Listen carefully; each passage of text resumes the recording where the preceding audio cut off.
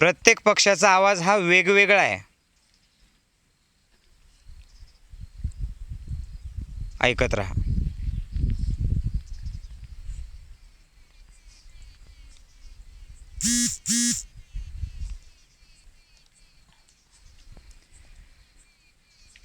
पक्ष्यांचा आवाज ऐकता ऐकता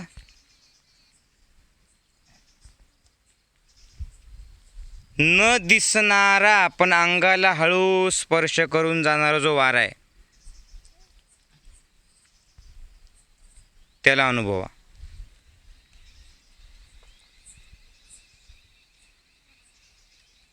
आपल्या शहरांमध्ये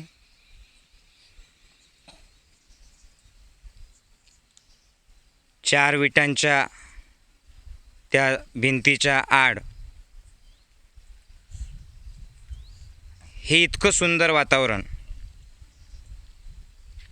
तुम्हाला घरी अनुभवता येणार नाही. त्याच्यामुळे मी सांगतोय म्हणून नाही, तर एक आनंदाने, अगदी आनंदाने या संपूर्ण निसर्गाकडे बघा. वाऱ्यावरती डोलणारे झाडं,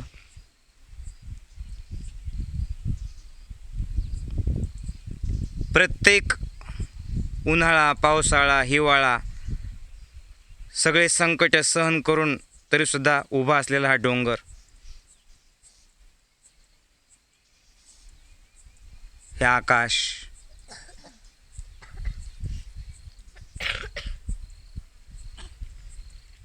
शांतपणे या निसर्गाच्या सोबत राहा.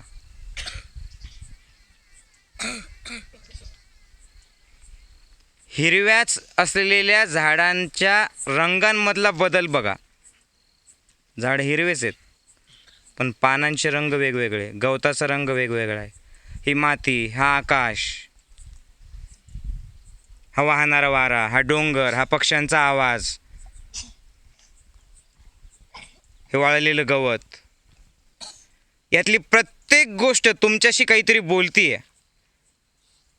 ऐका मनाच्या कानांनी, ऐका हृदयाच्या त्या दरवाजाने.